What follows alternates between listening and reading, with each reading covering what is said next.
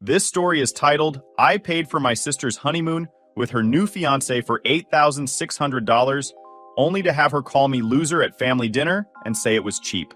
I got angry and cut them off.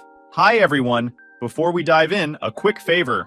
If you enjoy content like this, please hit the subscribe button. It's free, supports the channel, and make sure you never miss out on amazing videos. Alright, let's get started. Alright, so let me just say this up front. I'm not the kind of guy who goes around throwing money at people. I've always been responsible with my finances. Bills paid on time, savings in check, no nonsense. But when it comes to family, sometimes you end up doing stuff that doesn't make much sense, and that's where my story begins. My sister Sabrina, 31 female, has always been, let's call it high maintenance. I'm Marcus, 32 male, and for as long as I can remember, she's been the type to take a mile when you give her an inch. But hey, she's my sister, so I've always tried to look out for her. Let me set the scene for you. Sabrina was very spoiled when we were kids, and she had everything given to her on a liver plate. But when we grew up, I met my wonderful now wife and went on great with my marriage. However, Sabrina hasn't exactly had the smoothest ride when it comes to relationships. Her first marriage to Derek, total disaster. Derek was one of those guys who treated having a job like it was an optional hobby. Most of their marriage, he was either glued to the TV or lost in some video game, while Sabrina was out there busting her butt to keep the lights on. I tried warning her plenty of times that he wasn't good for her, but every time she'd hit me with, "You just don't understand him, Marcus." Yeah, sure, I didn't understand how a man could be that lazy, but I let it go. When they finally got divorced, I was honestly relieved, for her and for all of us. But I also felt bad for her going through this because she seemed broken. Then along came Carter, 34 million. At first, I thought this guy was the complete opposite of Derek. He's got a solid job in finance, seems polite, and doesn't give off the "I'm going to live off my wife's income" vibe. Sabrina met him at some networking event, and before I knew it, she was head over heels. Within 6 months, they were engaged. 6 months. It was fast, but Sabrina's always been impulsive, so I wasn't too surprised. Carter seemed decent enough, so I kept my opinions to myself.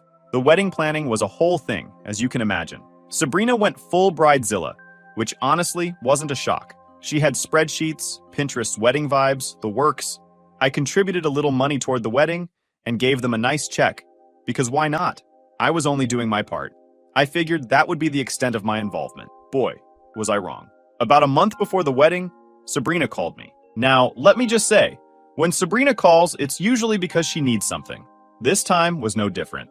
She started off all sweet, asking how I was doing, how work was going, blah blah. Then she said, "Carter and I are planning our honeymoon, but we've hit a little snag. I was wondering if you could help us out." I asked what she meant by help. In my mind, I thought maybe she needed advice or a small loan. But it turns out she wanted me to pay for the whole thing. The honeymoon she had in mind wasn't some budget-friendly getaway either. Oh no, Sabrina had her sights set on Italy. 10 days of fancy villas, gondola rides in Venice, the whole 9 yards. I was about to tell her flat out that I couldn't afford to drop that kind of money. But she noticed I'm hesitant and continued, "Marcus, this is really important to us," she said, laying it on thick. "This is our honeymoon. It's a thing I've been dreaming of since my first marriage. I wouldn't ask if it didn't mean a lot to me." I figured Sabrina had been through enough with Derek, and Carter actually seemed like a decent guy. Maybe this was her chance to finally catch a break, and I wanted her to enjoy something for once. So I told her I'd help out, assuming I'd just cover whatever small amount they couldn't manage. Yeah, no. Sabrina sent me the itinerary, and the total? $8,600. $8,600.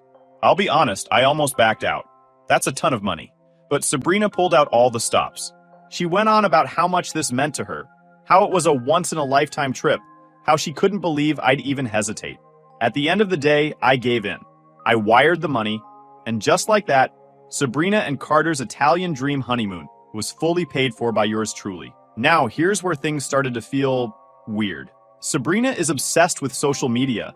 Like, if she goes to a coffee shop, you're going to see a picture of her latte with some cheesy caption like, "Living my best life." But during the honeymoon, radio silence. No posts, no stories, nothing.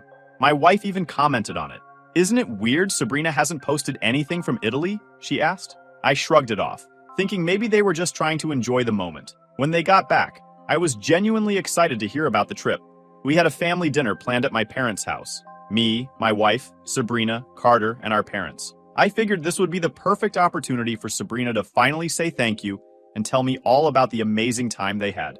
I even thought, maybe this will bring us closer. Maybe she'll finally see I'm not the bad guy she always makes me out to be. That dinner is where everything started to unravel, and I had no idea it was about to turn into the biggest headache of my life. The dinner started off normal enough. My parents had made a big spread, the kind they always put together when all of us are in one place. I showed up with my wife, and Sabrina and Carter were already there. Sabrina was scrolling on her phone, like always, and Carter was just sitting there, looking pretty relaxed. I figured, okay, maybe this will go smoothly. We all sat down, passed the food around, and my mom started asking the usual questions. How was the trip? Did you see all the places you wanted to see? Was the food amazing? You know, small talk. Carter jumped in right away, talking about how beautiful Venice was and how much they loved the gondola rides. He said the food was incredible and that the whole thing was an experience to remember. As he was talking, I couldn't help but notice that Sabrina wasn't saying much. Normally, she'd be the one dominating the conversation, but this time she just sat there, scrolling on her phone like she didn't go with Carter. I thought, okay, maybe she's just tired. My mom chimed in, Marcus really went all out for you two. That trip sounds amazing. Carter nodded, smiling, and said, it really was. We're super grateful for everything. It was a once-in-a-lifetime kind of trip. Finally, I thought. Someone's acknowledging the effort I put in. But then Sabrina, without even looking up from her phone, said, a once-in-a-lifetime trip? I mean, it was fine. Fine. That's the word she used. I sat there, trying to process it, thinking maybe I misheard her. My dad, trying to lighten the mood, said, well, it sounds like it was better than just fine. Those gondola rides must have been amazing. That's when Sabrina put her phone down, looked around the table, and said, honestly, it could have been better. 10 days isn't enough to see Italy properly. And some of the places we went to were basic. Basic? I'm sitting there. My wife's giving me the side eye, and my mom's got this awkward smile like she's trying to smooth things over. Meanwhile, Carter looks like he wants to sink into his chair. I couldn't hold back anymore. Basic, I said. I spent $8,600 on that trip. What exactly wasn't good enough for you? And that's when she hit me with, honestly, Marcus, if all you're that cheap, maybe you should have just saved your money. What kind of person brags about sending someone on a budget vacation? The entire table went silent. My wife put her fork down mid-bite, and my dad, who usually tries to mediate these things, just sat there staring at her. For a second, I thought I'd misheard her. Did she seriously just said that I was too cheap after I dropped nearly $9 grand on what most people would consider a dream trip? You've got to be joking, I said, my voice rising. You think that trip was a budget vacation? Sabrina sighed, like I was the one being unreasonable. Look, Marcus, I'm just saying, when people go on honeymoons, they go all out. They don't just do 10 days in one country and call it luxury. Some of the hotels you booked were average at best, and half the restaurants weren't even memorable. It's like you just Googled top tourist spots and called it a day. I stared at her, trying to wrap my head around what I was hearing. Average at best? Sabrina, I paid for flights, luxury villas, vineyard tours, private gondola rides, the whole deal. What more did you expect? A yacht tour? A Michelin star chef at every meal? A red carpet rolled out at every stop? She rolled her eyes like I was the one being dramatic. I'm not saying it was terrible, but let's not act like you did us some huge favor. If you couldn't afford to plan a proper trip, you shouldn't have tried. Honestly, it was kind of embarrassing telling people you paid for it. They would think my brother is such a loser because it didn't scream amazing. Loser? That word had me going nuts. I couldn't take it anymore. I stood up, pointed across the table, and said, you know what's embarrassing? The fact that you don't even have the decency to say thank you. The fact that I spent $8,600 to give you and Carter a honeymoon most people only dream of, and all you can do is sit here and criticize me like I owe you something? That's what's embarrassing. Carter, who had been sitting there quietly, finally spoke up. Sabrina, maybe you should... But she cut him off before he could finish. Don't! She snapped, waving her hand in his direction. Then she turned back to me. You don't get it, Marcus. This was supposed to be the trip of a lifetime. Everyone I know has these amazing, brag-worthy honeymoons, and ours was just fine. It wasn't special. You wouldn't understand because you've never been in my position. Your position? I shot back. What position is that exactly? The position of having someone else pay for your vacation while you sit back and complain about it not being perfect? Give me a break, Sabrina. No matter how much anyone does for you, it's never going to be enough. You're entitled, plain and simple, and I'm done. My mom tried to jump in, saying something about how we shouldn't argue, but I wasn't having it. No, Mom, this isn't just a little disagreement. Sabrina has been taking advantage of people her whole life, and she doesn't appreciate anything anyone does for her. And frankly, it's embarrassing that she can sit here and act like she's the victim. Sabrina stood up, glaring at me. You're so dramatic. I don't know why you're making this such a big deal. Am I? I said, locking eyes with her. Because from where I'm standing, it seems like I'm the only one who's willing to call you out on your behavior. You want to act like a spoiled brat? Fine. But don't expect me to keep playing along. I'm not your personal bank account, and I'm not putting up with this anymore. I grabbed my coat, turned to my wife, and said, We're leaving. My wife didn't say a word. She just got up and followed me out the door. The drive home was quiet, but not in the calm way. It was the kind of quiet where you're so angry, you can't even talk. My wife finally broke the silence. You did the right thing, she said.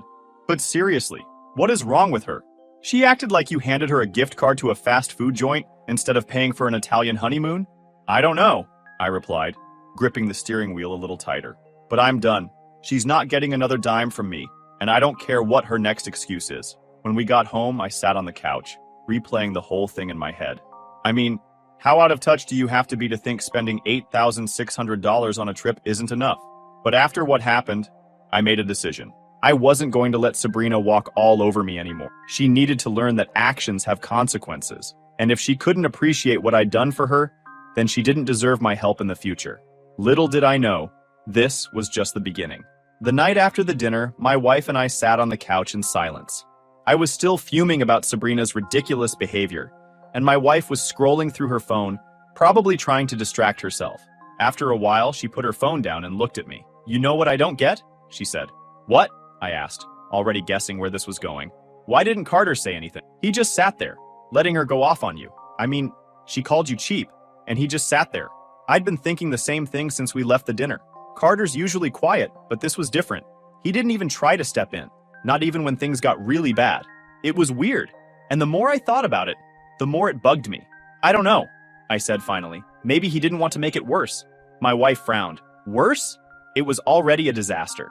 What was he so scared of? She wasn't wrong, and her words stuck with me. Carter wasn't the confrontational type, sure, but his silence felt strange. I couldn't shake the feeling that there was more to it. The next few days passed without a word from Sabrina or Carter.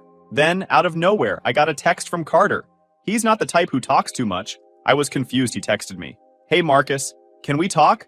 Just you and me. I have some things to explain. I stared at my phone for a while, trying to figure out what he could possibly need to explain. After everything that happened at dinner, I wasn't sure I wanted to hear more, but I texted back anyways. Sure, when? Tonight, if you're free. I'll come to you. That felt a little odd. Carter wasn't the type to randomly ask for private talks. I told him to come by after dinner, and sure enough, he showed up around 8 p.m. He looked rough, definitely not the Carter I was used to. We exchanged pleasantries and he sat on the couch, fidgeting with his wedding ring. For a minute, I thought he wasn't going to say anything. Then he let out a deep breath and said, I owe you an apology. For what? I asked. For Sabrina, he said, and for not standing up for you at dinner. You didn't deserve that. I appreciated the sentiment, but I wasn't about to let him off that easy. So why didn't you say anything? I asked. You just sat there while she tore into me. He hesitated, then said, because things haven't been good between me and Sabrina. I didn't want to make it worse, and that honeymoon, it was supposed to be a reset, he said, for our marriage. What do you mean rest? You have been married for less than a month? I asked, leaning forward. He sighed and rubbed his face. Well, she's been difficult. Planning the wedding was a nightmare. She ignored every budget I set, went way overboard, and threw a fit whenever I tried to rein her in. I thought it was just wedding stress, but after we got married, it didn't stop. If anything, it got worse. I stayed quiet, letting him talk. She started accusing me of not loving her enough, said I didn't do enough to make her feel special. Then she started talking about the honeymoon. I thought maybe if we got away from it all, she'd calm down. That's when she suggested asking you for help. She said you owed her for not being there for her growing up. Hearing that stung, but I wasn't totally shocked. Sabrina always had a knack for twisting the truth. I went along with it because I thought it would make her happy, Carter continued. But by the third day of the honeymoon, she was already complaining. The villas weren't big enough. The gondola rides were too touristy. It didn't matter what we did. Nothing was good enough for her. I shook my head. That's classic Sabrina. I'm filing for divorce, he said. I didn't expect that to come. Divorce already? I said. He must have seen the shock on my face because he laughed bitterly. I know how it sounds. Believe me, I thought I could fix it. I thought maybe if I tried harder, Sabrina would change. It got worse, he said, looking down at his hands. I found out she's been texting Derek. Wait, what? I said, sitting up straight. He nodded. I caught her texting him right before the wedding. She told me it was harmless, that they were just friends, and I believed her. But then, last week, I found more texts. She's been venting to him about me since before we even got married, telling him I'm not man enough for her, that I don't make her feel loved, stuff like that. I didn't even know how to respond. And you stayed? I asked finally. He shrugged. But after the honeymoon, and then the dinner, I don't think I can do this anymore. But I didn't tell her about the divorce yet. For a moment, I didn't know whether to feel bad for him or angry at Sabrina. On one hand, he didn't deserve this. But on the other hand, Sabrina's behavior wasn't exactly a secret. He knew what he was getting into, at least to some degree. I told him he needed to do what was best for himself, but I also warned him not to let Sabrina manipulate him. I explained how good she was at making people feel guilty and dragging things out if given the chance. He nodded, but it was clear he wasn't entirely convinced. He apologized again for what happened at dinner, saying I didn't deserve the way Sabrina treated me. I reassured him it wasn't his fault and told him he deserved better than what she was putting him through, whether he decided to stay or leave. Carter stayed a little longer, but the conversation didn't really go anywhere after that. Once he left, I couldn't stop replaying everything he'd told me. Sabrina had always been selfish, but this was on another level. It was clear now. Her problems weren't just mine anymore. They were Carter's too. After Carter left, I couldn't stop replaying our conversation. Sabrina's antics weren't surprising, but the details he shared, the constant complaints, the texts with Derek, painted an even worse picture than I imagined. I was still stewing over it the next morning when my wife brought it up over coffee. So, what did Carter say last night? She asked casually, though I could tell she was genuinely curious. I debated how much to share. Basically, he said their relationship is a mess, I replied. She's been making his life miserable and he's planning to file for divorce. That's when my mom called me. Sabrina's here, she said without preamble. She's been crying since she arrived, and I think you two need to talk. Typical. Sabrina's go-to move when things didn't go her way was to cry until someone felt bad enough to fix it for her. I told my mom I'd think about it, then hung up. My wife raised an eyebrow when I told her. Are you actually going to go? She asked. I shrugged. Might as well. If nothing else, I can finally tell her what I think. When I got to my parents' house, Sabrina was at the kitchen table with a cup of tea. She looked like she'd been there a while, and my mom hovered nearby, probably hoping to referee the conversation. Sabrina didn't say anything when I walked in, so I sat down across from her and waited. Finally, she spoke. I'm sorry for what I said at dinner. I stayed silent looking at her. For crossing the line, she continued looking down. I didn't mean to be so rude to you. It was an apology, but it wasn't enough. Not after everything Carter told me. Carter came to see me last night, I said. He told me about the honeymoon, and the arguments, and Derek. Her head snapped up at that last part. She opened her mouth, then closed it again, like she wasn't sure what to say. Finally, she sighed. I didn't mean for it to get this bad. Get what bad? I asked. Everything, she said, waving a hand vaguely. I thought marriage would fix things. I thought if we had this perfect wedding and this amazing honeymoon, everything would be okay. But it wasn't. No kidding, I said. That's not how it works, Sabrina. A wedding and a trip don't fix anything. And texting Derek? What the hell were you thinking? Her face reddened, but she didn't deny it. It wasn't like that, she insisted. I just needed someone to vent to. Derek was going through a divorce and I thought he'd understand. Vent? I repeated. You told him Carter wasn't man enough for you. How is that venting? That's sabotage. She opened her mouth to argue, but stopped short. Instead, she dropped her head into her hands and started crying. They didn't seem like crocodile tears, but I wasn't sure. I don't know what's wrong with me, she said between sobs. I'm ruining everything. First Derek, now Carter. I don't even know who I am anymore. I wanted to feel bad for her, but honestly, I was too frustrated. You're selfish, Sabrina, I said bluntly. You've been selfish for years. You expect everyone else to fix your problems, and when they don't, you lash out.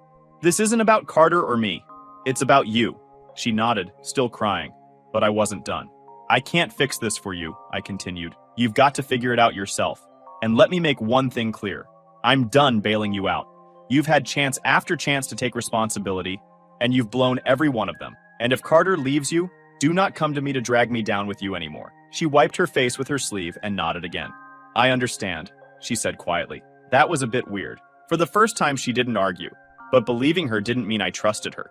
My mom, who'd been lingering in the background, stepped in at that point, trying to smooth things over. "It's good you two talked," she said gently, as if that would magically fix everything. I stood up, shaking my head. "Sure, Mom, but this doesn't change anything. Sabrina needs to figure this out on her own." On my way out, my mom stopped me in the hallway. "That was hard," she said softly. "It had to be," I replied. "If I keep saving her, she'll never learn." When I got home, I dropped onto the couch, feeling a mix of exhaustion and disgust. Sabrina had apologized, but the weight of everything Carter had told me was still sitting heavy. The fact that she was still talking to Derek, her ex, after everything, venting about Carter no less, was just gross. It wasn't just disrespectful to Carter. It showed how little she valued the relationship she claimed to care about. For once, though, I didn't feel like it was my problem to fix. I'd made it clear that she needed to figure things out on her own. No more bailing her out, no more getting dragged into her chaos. I couldn't ignore her history of making promises she never kept, and part of me doubted this time would be any different. Still, at least I'd drawn a line. Whether she fixed things with Carter or let it all implode, it was finally her mess to deal with. I couldn't shake the disgust, though. The way she could just carry on with Derek like it was no big deal. It was selfish, manipulative, and honestly, it made me question if she was capable of real change. But I'm honestly done letting her choices control my life. Whatever would happen next is on her, and that's the way it should have been all along. What do you guys think? Am I being too harsh on her? Update 1. Hey everyone, just wanted to give an update since a lot has happened. After I made the decision to completely step back from Sabrina's mess, I'd set my boundaries, and whether she figured things out or not wasn't my responsibility anymore. But, in true Sabrina fashion, she found a way to pull everyone back into her orbit. About a week later, my mom called me to ask if I'd talked to Sabrina. I hadn't, and I told her I didn't plan to, unless it was something important. Mom mentioned that Sabrina had deactivated all her social media accounts and claimed she just needed a break. Mom sounded worried, but I figured Sabrina was either embarrassed or plotting her next move. Not long after that, I got a text from Carter. He said they'd started counseling and were trying to work things out, though he wasn't sure if it would help. I didn't know what to say, so I didn't respond. On one hand, I respected that he was trying, but on the other, I doubted counseling would magically change who Sabrina is. Even though I'd drawn my line, I couldn't help but wonder what was going on. One afternoon, I checked Sabrina's social media. Sure enough, it was all gone. Instagram, Facebook, even Snapchat. That was weird for Sabrina, who lives for attention and showing off. Carter's social media was still private, but his bio had changed. It now had some vague line about starting over and moving forward. I couldn't tell if that meant he was planning to leave her, or if it was just some generic motivational quote. Either way, it didn't tell me much. Then Mom called again. She told me Sabrina was staying at their house because she and Carter were taking a break. From what Mom said, it was clear Sabrina hadn't been told about the divorce yet. If she had, Mom would have known. Mom also said Sabrina was unusually quiet and seemed withdrawn. Mom suggested I check in on her, but I told her no. I'd made it clear I wasn't fixing Sabrina's problems anymore. Mom, ever the peacekeeper, said Sabrina wasn't asking for anything and just seemed lost. That stuck with me. Sabrina being quiet and lost? That wasn't the Sabrina I knew. She was usually loud, dramatic, and full of excuses. The next day, I stopped by my parents' house. Sabrina was on the couch, wrapped in a blanket, staring blankly at the TV. She didn't even acknowledge me when I walked in. It wasn't the dramatic meltdown I expected. It was almost unsettling how subdued she was. When I asked what was going on, she admitted that Carter had moved out and said he needed space to figure things out. She wasn't angry or defensive, just defeated. It was jarring. For Sabrina, a tantrum would have been more normal. She told me she was trying to figure things out, but didn't know where to start. There was no mention of counseling, no plan, no direction. She seemed completely adrift. For the first time, she wasn't blaming anyone else. Just her admitting that she didn't have it together. When I asked if she thought counseling would help, she hesitated and said she didn't think so. She didn't believe Carter wanted to fix things anymore, and wasn't even sure if she did. That honesty, as sad as it was, felt like a breakthrough. She told me she was trying not to mess up everything she touched. That hit harder than I expected. Sabrina had always been the one pointing fingers. But now it felt like she was starting to see that the problem wasn't just other people, it was her. I told her, as plainly as I could, that fixing this was on her. Nobody could do it for her. And if she didn't take responsibility, things would only get worse. She just nodded. When I left, I felt something I hadn't felt in a while. Relief. Sabrina wasn't magically better, and I wasn't naive enough to think she'd suddenly turn her life around. But for the first time, it felt like she understood she couldn't keep blaming everyone else for her problems. Whether she and Carter worked things out or not doesn't matter to me anymore. Whether she fixes her life or keeps spiraling was entirely her decision. I'm not carrying her problems anymore, and honestly, that felt freeing. Final update. Hey everyone, I didn't think I'd be back with an update, but here we are. I wish I could say things got better, but if anything, they've gone in the opposite direction. I stuck to my guns, but it turns out not everyone in the family was on the same page. And now we're in a full-blown mess. First off, Carter went through with the divorce. He packed up, left town, and hasn't looked back. Honestly, I don't blame him. The guy put up with way more than anyone should. Sabrina, of course, was devastated, or at least she acted like she was. At first, my parents were sympathetic. They're the help everyone, no matter what type, especially my mom. I told them Sabrina needed to figure things out on her own 1,000,000 times, but they didn't want to hear it. My mom kept saying things like, she's going through a lot right now, and family is supposed to be there for each other. Sure, family helps, but there's a line, and Sabrina's been crossing it for years. I reminded them that she's an adult, and this was the perfect opportunity for her to take responsibility and make some real changes. My dad seemed to agree at first, but my mom wasn't having it. She insisted that Sabrina just needed time to get back on her feet. The problem? Sabrina wasn't interested in getting back on her feet. She was comfortable. My parents gave her a free place to stay, cooked for her, and even started giving her a little money to cover things like groceries. When I found out, I wasn't surprised but still pissed. I told them they were enabling her, and my mom just brushed me off, saying it was temporary. But here's the thing they didn't expect.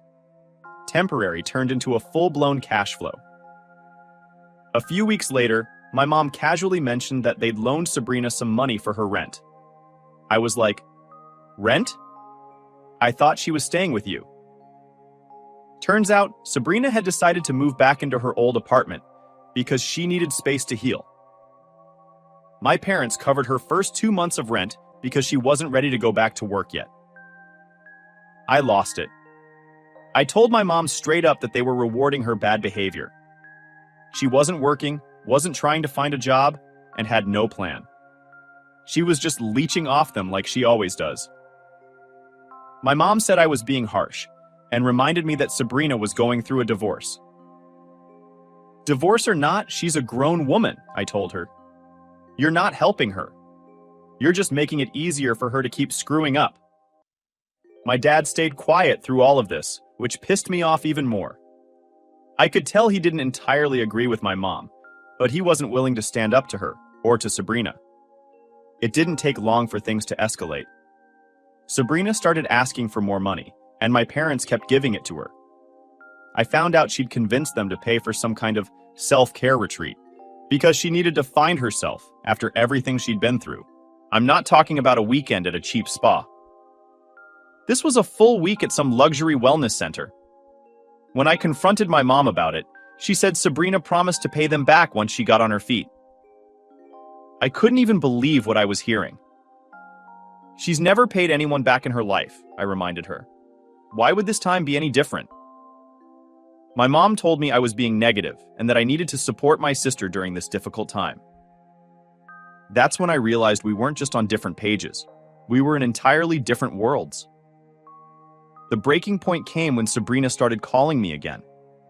She said she wanted to talk things out and repair our relationship. I thought maybe she was finally ready to take accountability, but no. She wanted money. As if I didn't tell her not to expect me that I won't help her. She started with some sob story about how her car broke down and she couldn't afford to fix it. I told her to basically fuck off. That's when she really went off. She accused me of being selfish, of not being a good brother, and of abandoning her when she needed me most. I told her flat out that she'd already burned that bridge and that I wasn't going to let her manipulate me like she does with mom and dad. She must have gone straight to them after we hung up, because the next day, my mom called me and said I needed to let go of the past and give Sabrina another chance. I told her this had nothing to do with the past. It was about her ongoing pattern of behavior. Things got ugly after that. My mom accused me of being heartless, and I told her she was being naive. I pointed out that Sabrina had made no real effort to change. She wasn't working, wasn't paying her own bills, and was just using them as a safety net. My dad tried to mediate, but he ended up taking my mom's side, saying they couldn't just turn their backs on her. That was it for me. I told them I wasn't going to be part of this anymore. If they wanted to keep enabling her, that was their choice, but I wasn't going to stick around and watch. I made it clear that Sabrina was cut off completely.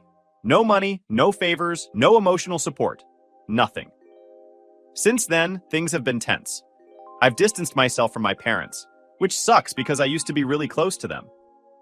But every time I talk to them, it's the same argument over and over. They keep defending Sabrina, and I keep reminding them that they're only making things worse. It's like talking to a wall.